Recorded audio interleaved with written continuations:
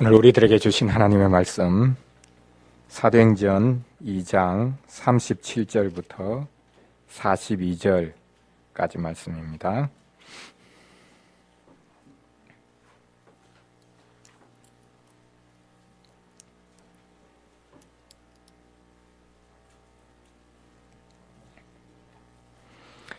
사도행전 2장 37절부터 42절까지 말씀입니다.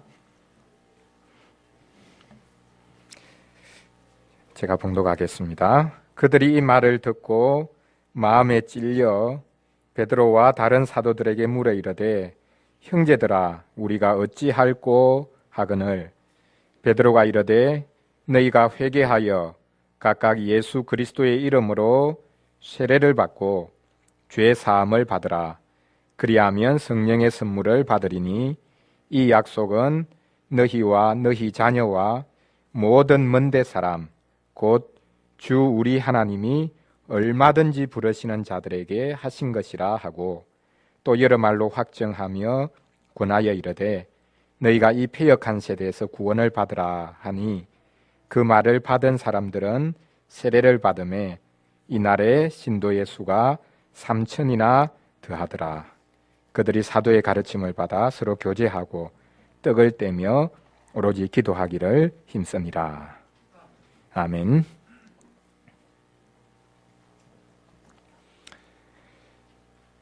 우리는 끊임없이 말을 하면서 살아갑니다. 말이 없는 사람도 침묵을 통해 뭔가를 강력하게 말하고 있습니다. 사람들의 말을 잘 분석해 보면 요구하는 말과 수용하는 말로 나눌 수 있을 듯 합니다. 이렇게 저렇게 둘러서 말하기는 하지만 궁극적으로는 자신의 뜻을 관철시키고 더 나아가서 자신의 요구를 강요하는 말이 있습니다. 반면에 열심히 자신의 말을 하면서도 자신 앞에 펼쳐진 상황을 잘 해석하고 수용하는 말이 있습니다. 물론 이 두 가지 종류의 말을 두부 자르듯이 정확하게 잘라내기가 쉽지 않습니다. 사람들은 이 두 가지 종류의 말을 적절히 섞어서 사용하고 있습니다. 설교는 어떤 종류의 말에 속하겠습니까? 아무래도 설교는 요구하는 말에 속할 가능성이 큽니다.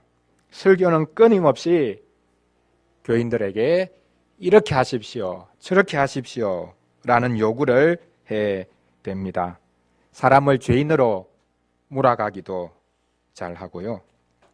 목사는 교인의 목줄을 꽉 쥐고 있습니다. 죄인이라고 말하면 어느 누구도 반발하기가 쉽지 않기 때문입니다. 설교는 너무 많은 것을 요구하면서 동시에 그 말이 효력이 있어야 하는 말입니다. 요구와 효력이 충돌하지는 않겠습니까? 오늘 말씀해 보면 베드로의 설교가 대단한 요구를 하고 있음에도 불구하고 놀라운 효력을 나타낸 것을 볼 수 있습니다. 사람들에게 확실하게 요구하면 그 효과가 나타날 수 있다라는 말이겠습니까? 오늘 본문 41절에 나와 있듯이 그의 설교는 3,000명을 회개시켰습니다. 도대체 어떤 말을 했길래 이렇게 대단한 효력을 나타낸 것이겠습니까? 베드로가 스피치 학원에 다닌 것도 아닐 테고 또한 수사학을 배운 것도 아닐 텐데 말입니다. 미사역으로 가득 찬 말에 지겨움을 느끼던 사람들이 촌사람의 우직한 돌직구에 감동을 받은 것일까요? 어떻게 보면 베드로의 설교는 너무나 단순합니다. 예수님에 대해 예수님이 누구신가라는 것을 증거한 것 뿐입니다. 그 설교가 대단한 효력을 불러 일으킵니다. 설교의 효력이 이렇게 대단합니다. 우리는 설교의 효력을 그다지 신뢰하지 않지만 하나님께서는 어리석은 설교를 사용하십니다. 하나님께서는 설교를 사용하셔서 자기 백성을 불러내십니다. 오늘 본문을 가지고 말씀, 즉 설교의 요구와 또 효력에 관해 살펴보겠습니다. 첫째로 회개를 촉구하는 부분을 살펴보고, 둘째로는 세례를 요청하는 부분을 살펴보고, 마지막 세 번째로는 성령의 약속을 알려주는 부분을 살펴보겠습니다. 첫째로 설교는 회개를 촉구합니다. 베드로의 설교가 끝나고 나자 듣는 이들의 마음이 찔렸다라고 오늘 본문이 기록하고 있습니다. 그들은 베드로와 다른 사도들을 향해서 묻습니다. 형제들아, 우리가 어떻게 할꼬? 성령께서 강림하시는 모습을 보고 들었을 때 그들에게는 일치된 의견이 없었습니다. 어떤 이들은 놀라고 어떤 이들은 조롱했습니다. 보는 것만으로는 참된 효력을 불어넣어 줄 수 없다라는 것이 드러납니다. 베드로가 이 유대인들이 본 현상, 그들이 들은 것에 관해서 해설합니다. 자신들이 보고 들은 것이 무엇을 가리키고 있는지 설명합니다. 그러자 비로소 자신들이 본 현상, 들은 것, 그것을 알게 됩니다. 그래서 그들의 마음이 찔린 것입니다. 말씀은 이렇게 우리를 찌릅니다. 말씀이 우리를 찌른다. 여러분 어떻게 생각하십니까? 말씀의 찔림을 받아야 합니다. 우리는 하도 설교를 많이 듣다 보니까 무감각해져서 설교가 우리를 찌르고 있다라는 사실을 느끼지 못할 때가 많습니다. 유대인들의 반응을 보고 베드로가 한 첫 번째 말, 찔려서 어떻게 할꼬? 라고 반응했을 때 베드로가 한 첫 번째 말이 회개하라 라는 것이었습니다. 하나님께서 자기 백성들에게 요구하시는 그 모든 요구를 한마디로 요약하자면 회개하라 라는 말입니다. 예수님이 이 땅에 처음으로 이 땅에서 외치셨던 말씀이 바로 이 회개하라는 말씀이었습니다. 회개하라, 천국이 가까웠다. 그 전에 세례 요한이 처음으로 외친 것도 이것이었습니다. 아니, 줄기차게 외친 것도 이것이었습니다. 회개하라, 천국이 가까웠다. 오순절 성령 강림 후에 베드로가 첫 번째 외친 것도 바로 이것입니다. 회개하라. 교회는 회개의 복음을 전합니다. 사람이 하나님 앞에서 회개해야 한다는 것이 복음입니다. 회개해야 한다는 것이 어떻게 복음일 수가 있습니까? 복된 소식일 수가 있겠습니까? 사람의 기분을 좋게 해주는 것이 복음이 아닙니까? 아닙니다. 복음은 사람의 기분을 좋게 해주는 것이 아니라 사람을 죄악으로부터 구원해 주시는 것입니다. 그래서 회개하라고 합니다. 하나님을 떠난 인생은 하나님을 향해서 나아가야 되고 회개해야 합니다. 하나님을 떠난 인생을 향해서 회개하라고 선포하는 것, 그것이 곧 복음입니다. 사람은 회개하지 않으면 결코 구원받을 수 없습니다. 회개하라는 것은 그 말 자체에 이미 그 뜻이 담겨 있듯이 하나님께로 돌이키라 라는 뜻입니다. 하나님의 백성이라고 자부하는 유대인들, 아브라함의 자손이라고 자부하는 유대인들, 그들도 회개해야 합니다. 하나님께로 돌이켜야 합니다. 우리 인생은 끊임없이 하나님으로부터 떠나려고 합니다. 아담과 하와의 죄악도 바로 이것이었습니다. 하나님의 품으로 만족하지 못하고 하나님을 떠나 자유롭게 살고자 한 것이 바로 타락입니다. 타락은 도덕적으로 파렴치한 죄를 지은 것을 가리키는 것이 아니라 하나님의 품을 떠난 것을 가리킵니다. 우리는 하나님의 품으로 만족해야 하는데 그 품을 떠나기를 좋아합니다. 고난받은 여호와의 종에 관한 노래인 이사야서 53장에서도 기록하고 있습니다. 우리는 다 양 같아서 그릇 행하여 각기 제 길로 갔다. 우리는 회개해야 합니다. 하나님께로 돌이켜야 합니다. 예수님이 말씀하신 탕자의 비유를 아시죠? 집을 나간 탕자가 누구입니까? 하나님의 품을 떠난 우리 인생입니다. 하나님의 품을 떠난 아담이 바로 탕자입니다. 하나님께서는 그런 아담이 돌아오기를 기다리십니다. 탕자가 돌아오기를 기다리십니다. 하나님께서 에덴 동산의 문을 막아 버렸습니다. 하나님께서는 그러나 아담이 돌아오기를 기다리십니다. 그래서 자기 독생자 마지막 아담을 보내셨습니다. 마지막 아담으로 인해 모든 아담들은 하나님께 돌아갈 수 있게 되었습니다. 에덴의 입구가 열린 것입니다. 하나님께로 돌아가는 것이 그렇게 쉽겠냐라고 질문하실지 모르겠습니다. 하나님께로 돌아가는 길, 그것이 이미 열려 있다라는 것을 우리가 알아야 하겠습니다. 회개하기만 하면 우리는 언제든지 하나님께로 돌아갈 수 있습니다.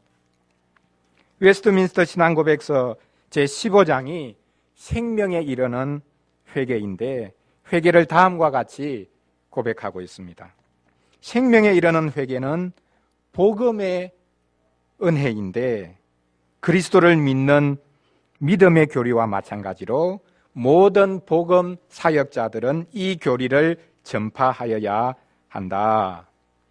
복음을 전하는 자들은 믿음과 더불어 회개를 같이 선포해야 한다라는 뜻입니다. 믿음과 회개는 한 짝입니다. 회개 없는 믿음이 있을 수 없고 믿음 없는 회개가 있을 수 없습니다. 믿음에서 나오지 않은 회개는 회개가 아닙니다. 자신이 죄가 많다라는 것은 믿지 않는 사람들도 할 수 있는 생각입니다. 어떤 어려운 일을 만나면 내가 죄가 많아서 그렇지요. 심지어 자식에게 어떤 어려움이 있으면 부모가 내가 죄인이라서 그렇다. 그렇게 말하지 않습니까? 하지만 회개는 하나님과 관련되어 있습니다. 하나님의 품으로 만족하지 못하는 것이 죄악이요 불신앙입니다. 죄는 하나님과의 관계에 의해서 결정됩니다. 사람과의 관계에 의해서 죄가 결정되는 것이 아닙니다. 세상의 법정에서는 사람과의 관계에 의해서 죄가 결정되고 형벌이 주어지지만 하나님 앞에서는 사람과의 관계, 그것이 나의 죄를 결정하는 것이 아니라 오직 하나님과의 관계에 의해서 나의 죄가 드러나고 결정납니다. 그래서 다윗은 큰 범죄를 하고 난 다음에 자신이 오직 하나님께만 범죄했다라고 외쳤습니다. 사람에게 잘못한 것이 아무런 문제가 되지 않는다는 뜻이 아닙니다. 사람에게 지은 어떤 죄든지 아무리 사람에게 지은 사소한 일이라 할지라도 그것은 곧 하나님을 향한 죄악이다 라는 해석입니다. 이게 참 회개입니다.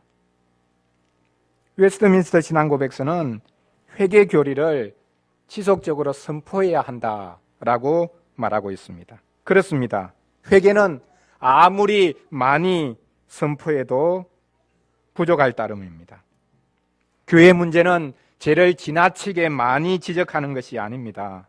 교회는 여전히 죄를 너무 작게 지적합니다. 예전에는 그렇지 않았는데 요즘에는 회개하라는 설교가 많지 않습니다.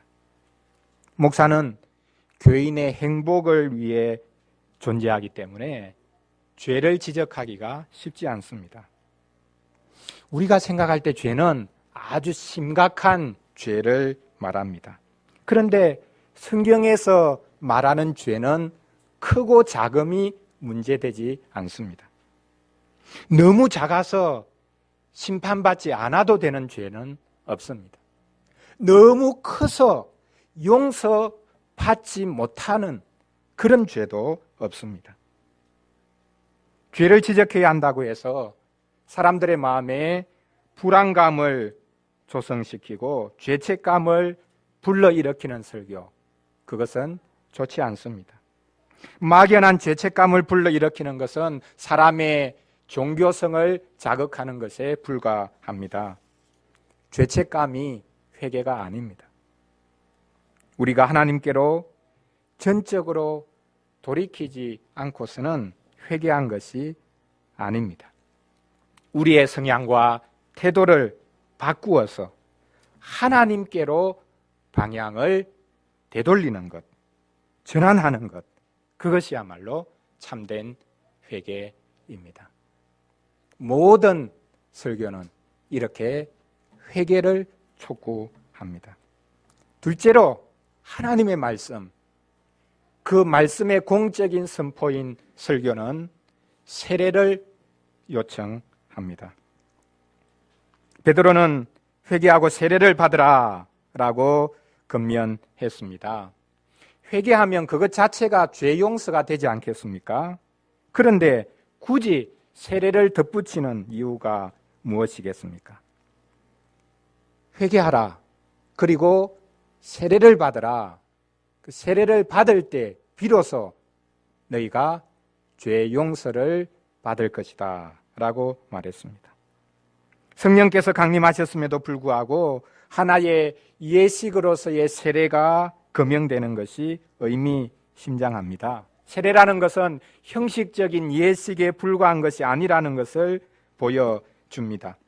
세례를 받고 죄사함을 받으라 라고 말하고 있습니다. 그렇다면 세례가 무슨 마술 같은 예식이라서 세례 자체가 죄사함을 안겨준다는 말이겠습니까? 그렇지 않습니다. 세례가 담고 있는 의미 때문입니다. 급진적인 변화의 구체적인 사인이 바로 세례입니다. 하나님께서는 세례를 통해 우리가 하나님의 절대적인 도움이 필요하다라는 것을 인정하라고 요구하고 계십니다. 세례 같은 것은 형식적이니까 중요하지 않다. 나는 내 마음에 믿고 있는데 뭐 굳이 형식적으로 세례를 받을 필요가 있느냐라고 생각하는 것은 자신이 하나님보다 더 똑똑하다고 생각하는 것입니다. 세례는 기독교의 유일한 입교 예식입니다. 이게 우연히 자리를 잡은 것이 아닙니다. 우리가 잘 알고 있듯이 부활하신 예수님이 제자들에게 세례에 관해 분명하게 언급하셨습니다. 우리가 너무나 잘 알고 있는 말씀 아닙니까? 그러므로 너희는 가서 모든 민족을 제자로 삼아 그 다음 아버지와 아들과 성령의 이름으로 세례를 주고 그 다음 내가 너희에게 분부한 모든 것을 가르쳐 지키게 하라. 여기서도 분명히 예수님은 세례를 베풀라라고 말씀하셨습니다. 제자들이 세상으로 나가서 해야 될 일이 뭐냐? 세례 베푸는 거다라고 한마디로 요약했습니다. 제자로 삼고 예수님이 분부한 모든 것을 가르쳐 지키게 하라라는 이 두 가지 사이에 세례가 자리 잡고 있습니다. 예수님이 말씀하셨듯이 제자라는 표식은 세례로 나타나야 합니다. 또한 세례는 모든 주님의 말씀을 가르쳐 지키게 하는 것으로 이끌어진다라고 우리가 볼 수 있습니다. 아직 어떤 의식이나 예식 등에 그렇게 크게 신경을 쓸 필요가 없을 텐데 세례를 베풀라라고 미리 예수님은 말씀하셨습니다. 복음을 열심히 전해서 교인의 표시를 제대로 해주는 것, 그게 중요하다라는 뜻이겠습니까? 아무리 복음을 열심히 전해도 하나님의 백성이다라는 구체적인 표시를 사람들이 가지도록 해주는 것, 그게 중요하다, 그런 말이겠습니까? 그렇다면 예수님도 그렇고 오늘 본문에서 세례를 받으라고 요청하고 있는 베드로도 그렇고 치밀한 조직가였을까요? 도대체 세례가 왜 그렇게도 중요하다는 말이겠습니까? 세례는 우리가 알고 있듯이 죽는 것입니다. 세례시 물을 사용하는 것은 죄를 씻는다. 물이 우리의 몸을 씻듯이 세례는 우리의 죄악을 씻어주는 것이다 라는 1차적인 뜻이 있지만 하나 더 중요한 뜻은 물속에 잠겨서 죽는 것을 말합니다.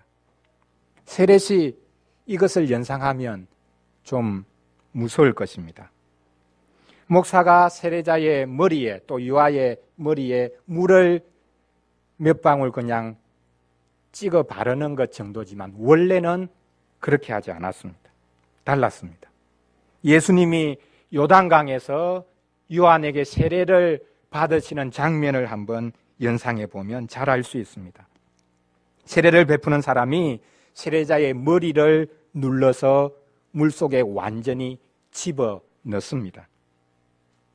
그렇게 계속해서 물속에 들어간 상태로 머리를 누르고 있어버리면 나오지 못하도록 눌러버리면 어떻게 되겠습니까? 죽을 수도 있겠죠.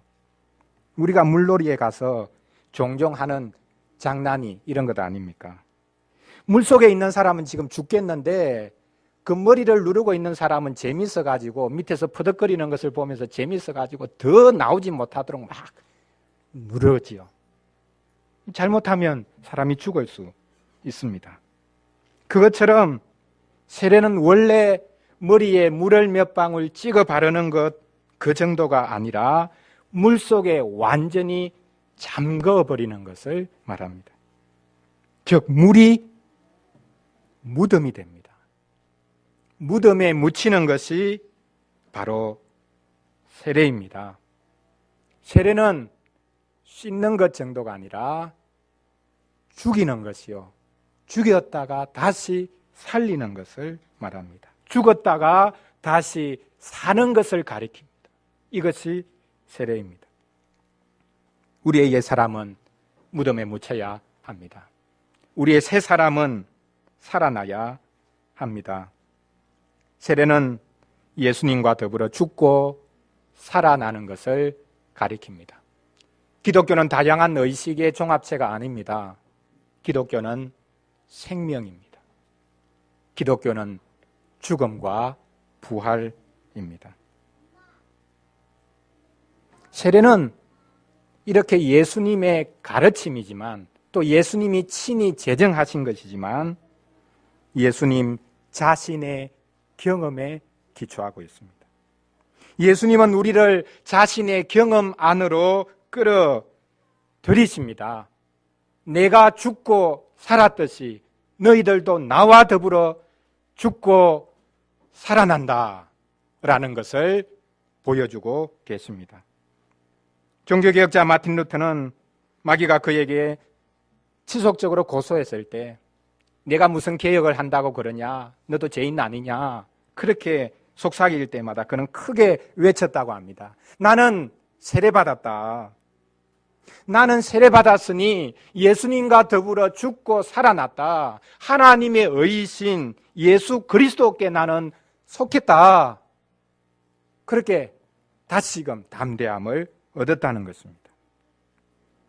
고행하면서, 그도 중세 수도자였기에 고행하면서 자신의 몸에 새겨진 채찍의 흔적이 많이 있었는데, 그 채찍의 흔적이 아니라 눈에 보이지 않지만 그리스도와 함께 죽고 살아난 표식인 세례가 그가 피할 마지막 보루였던 것입니다.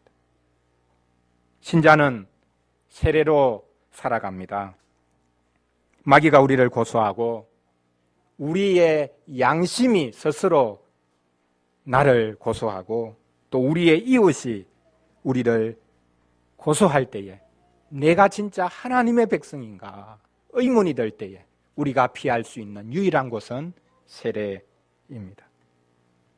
예수님은 제자들에게 아버지와 아들과 성령의 이름으로 세례를 베풀라고 말씀하셨습니다.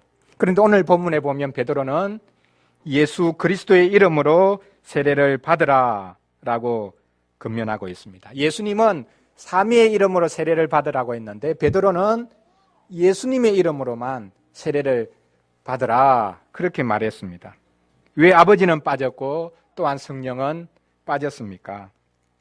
성부, 성자, 성령을 한꺼번에 말하면 복잡하니까 베드로는 이 모든 것을 단순화시킨 것이겠습니까? 단순화라면 단순화입니다.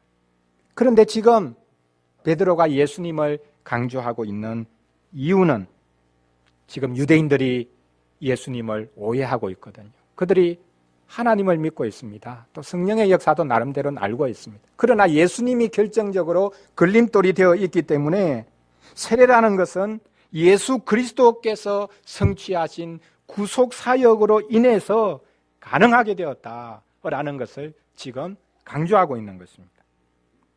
새로운 생명은 죽고 살아나는 것은 종교인으로 그냥 살아가는 것이 아니라 죽고 다시 살아나는 것은 오직 예수 그리스도의 이름으로 가능하다. 그분이 이루신 일로, 그분이 자신의 몸으로 이루신 그 일로 인해서만 가능하다라는 것을 강조하고 있는 것입니다. 예수님의 이름이 귀합니다. 예수님의 이름이 가장 귀합니다. 예수님의 이름을 부르는 곳에 생명이 있습니다. 살아나는 역사가 있습니다. 예수 그리스도의 이름으로 세례를 받으라 라고 요청했습니다. 이제 마지막 세 번째로 설교는 성령의 약속을 알게 한다라는 것을 살펴보겠습니다. 세 번째로 말씀이 우리를 인도하는 곳으로 한번 가보겠습니다. 말씀은 우리를 성령의 선물로 이끕니다. 성령님을 받게 합니다. 38절을 우리가 다시금 보겠습니다. 너희가 회개하여 각각 예수 그리스도의 이름으로 세례를 받고 죄사함을 받으라. 그리하면 성령의 선물을 받으리니. 회개가 세례를 이끌고 세례가 성령님의 약속을 이끕니다. 성령을 받는 자리로 이끕니다. 세례를 받고 죄사함을 받으면 성령을 선물로 받는다라는 말씀에 주목하십시오. 세례와 성령을 받는 것이 따로 있다는 뜻이 아닙니다. 세례와 성령 받음은 다른 것이 아닙니다. 성령은 세례 받을 때 이미 오십니다. 성령은 선물입니다. 성령은 세례 받은 이후에 내가 뭔가를 더 노력하고 희생할 때에 2차적으로 주어지는 축복이 아닙니다. 성령은 선물이요, 성령은 은혜입니다. 성령은 상급이 아닙니다. 성령은 세례까지 받아놓고도 자격이 없다고 생각하면서 자격을 갖춘 자에게 다시 주어지는 축복, 자격을 갖춘 자에게 임하는 그런 분이 아닙니다. 성령은 자격이나 업적이 될 수가 없습니다. 39절을 보십시오.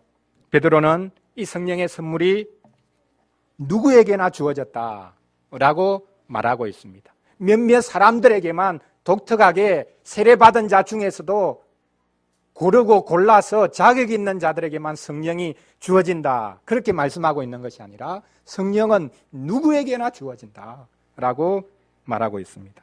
이 약속은 너희와 너희 자녀와 모든 먼데 사람 곧 주 우리 하나님이 얼마든지 부르시는 자들에게 하신 것이라.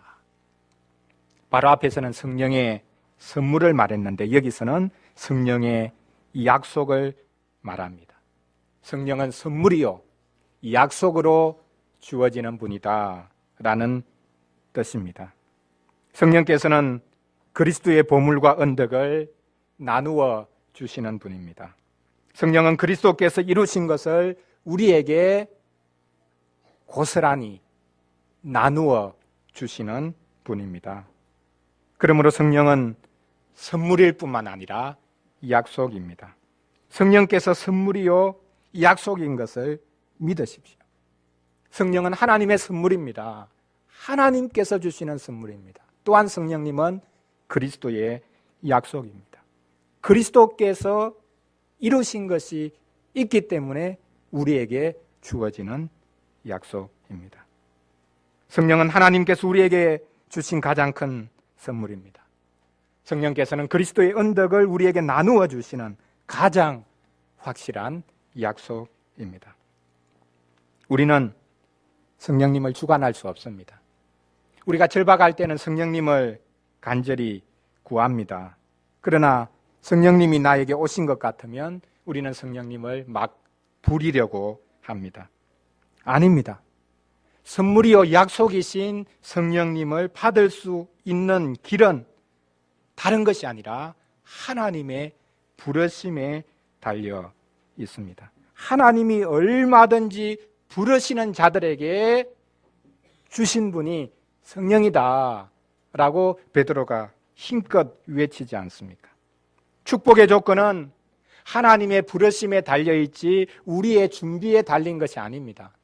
우리는 우리의 준비를 믿습니다. 내가 준비되는 것만큼 성령이 임하신다고 생각합니다.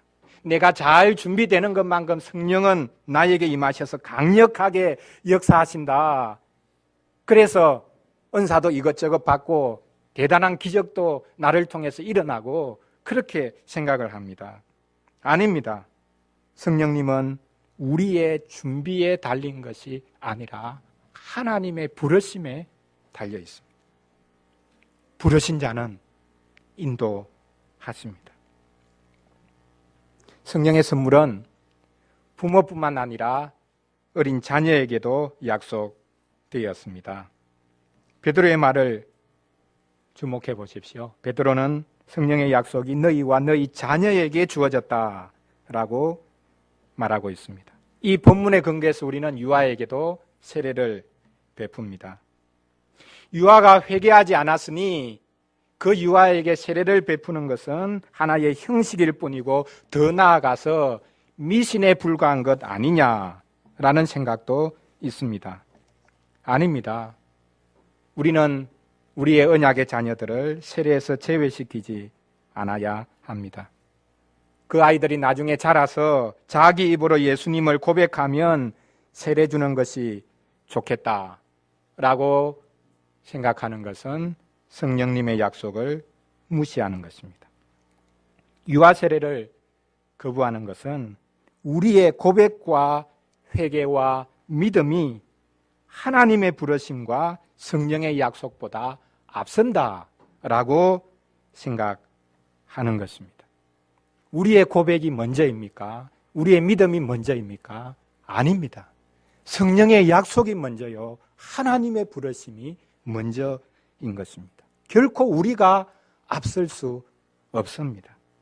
세례는 우리가 하나님 앞서 무엇을 했다는 것을 증명해 보이는 것이 아닙니다. 하나님의 부르심이 먼저입니다. 성령의 약속을 우리에게 주신 것 감사합니다. 그것이 우리가 세례를 통해 고백하는 바입니다. 베드로는 성령의 약속이 너희와 너희 자녀뿐만 아니라 모든 먼데 사람에게 주어졌다라고 말합니다. 얼마나 소망스러운 선포입니까? 유대인만이 이제 아닙니다. 성령님은 그 활동 영역을 온 세상으로 펼쳐 가십니다. 예수님은 팔레스틴 안에서만 활동하셨지만 이제 성령님으로 말미암아 온 세상이 예수님의 활동 영역이 된 것입니다. 하나님은 모든 먼데 사람, 즉 모든 이방인들도 불러내실 것입니다. 하나님께서 얼마든지 부르시는 자들이 있습니다. 그래서 이 땅에는 교회가 필요한 것입니다. 어디든지 교회를 세워야 하는 것입니다. 베드로는 자신이 이 말을 하면서도 이 말이 미치는 파급력을 제대로 파악하지 못했을 것입니다. 하나님이 얼마든지 부르시는 이들의 이방인들이 있다라는 것을 그는 미처 생각하지 못했을 것입니다. 그도 유대인이었기 때문입니다. 성령의 약속은 우리의 속 좁은 이해를 초월합니다. 약속이라는 말이 가리키고 있듯이 구약 성경에 이미 먼데 사람들, 모든 이방인들조차 예루살렘으로 나와서 예루살렘을 사모하여 그곳에 나와서 하나님의 백성들과 더불어 예배하는 자리에 서게 될 것이다 라는 그 말씀들, 그 약속들, 그 예언들이 많습니다. 성령의 선물은 모든 먼데 사람들을 위한 것입니다. 이사야서 말씀에 이 멀고 가깝다라는 이야기가 많이 나옵니다. 이사야서 33장 13절에서 말씀합니다. 너희 먼데 있는 자들아, 내가 행한 것을 들으라. 너희 가까이에 있는 자들아, 나의 권능을 알라. 이사야서 56장 7절에 보면 말세에 성전은 만민, 즉 이방인들도 나와서 하나님께 기도하는 집이 될 것이다 라고 기록하고 있습니다. 이사야서 57장 19절에서 하나님이 직접 말씀하십니다. 먼데 있는 자에게든지 가까운 데 있는 자에게든지 평강이 있을지어다.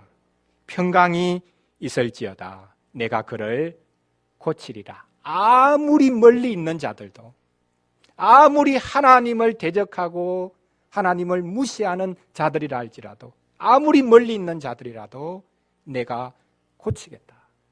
내가 그들에게 평강을 주겠다라고 말씀하고 있습니다.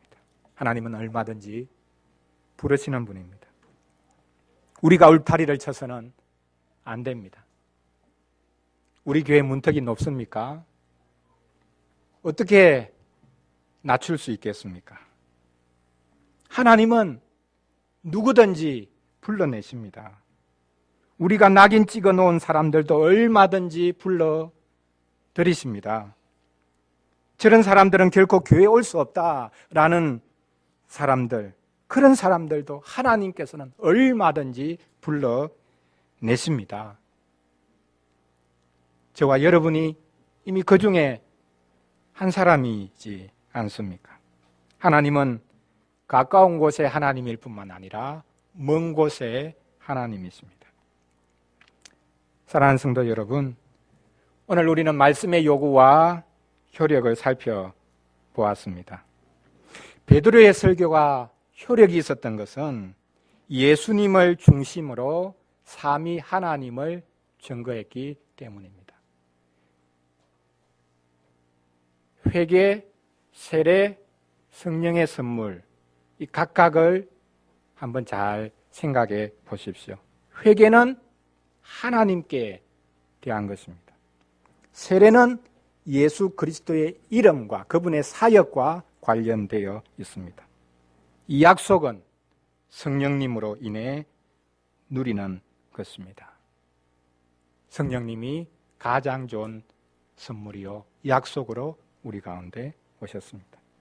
하나님께 회개하는 것, 예수 그리스도의 이름으로 세례를 받는 것, 성령의 이 약속을 누리는 것, 이것이 설교의 요체요, 우리 믿음의 요체입니다.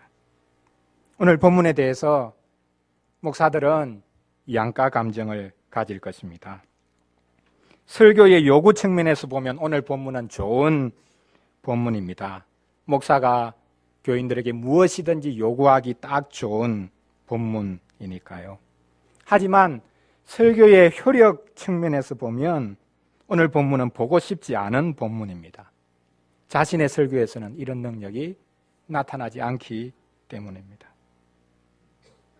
설교는 불가능을 꿈꾸는 말일까요? 불가능을 말하기 전에 설교가 너무 가볍고 거추장스럽고 공허하다고 생각하지는 않습니까? 회개하라 회개하라 그렇게 외쳐대는데 강단에서 그게 너무나 가볍게 들리지는 않습니까? 세례의 요청, 세례 받아야 된다 요청하고 있는데 그 요청, 우리는 세례로 산다, 이미 세례받은 신자는 평생 세례로 산다라고 말하고 있는데 그 세례의 요청, 세례로 산다는 말이 거추장스럽게 들리지는 않습니까? 성령을 약속하시고 성령을 받는다는 그 말씀을 하고 있는데 그게 너무나 막연하고 공허하게 들리지는 않습니까? 기독교에는 이렇듯 무모하고 공허하게 보이는 말씀과 약속 위에 세워졌습니다. 어린이를 위한 질문 3번 문장처럼 설교는 누구든지 불러 성령의 약속을 누리게 합니다. 말로 때우고 지나가는 것인가? 정말 설교는 효력이 있어서 우리를 참 회개로 이끌고 참 하나님의 백성인 것을 확증하는 세례로 나 자신을 던져놓고 그리고 성령과 더불어 살아가도록 만드는 것인가? 우리가 말씀에 대해서 다시 한 번 더 생각해 보아야겠습니다. 지금도 여전히 이런 설교가 필요하지 않겠습니까? 오늘 본문은 고대 교회의 선포와 믿음이 액기서처럼 녹아 있는 말씀입니다. 우리는 이 선포와 말씀을 결코 양보하지 않을 것입니다. 삼위 하나님을 전하는 설교는 항상 효능을 발휘합니다. 이 설교의 효능을 알아차린 목사, 또 이 설교의 요구를 알아듣는 교인, 참으로 복이 있습니다. 기도하겠습니다.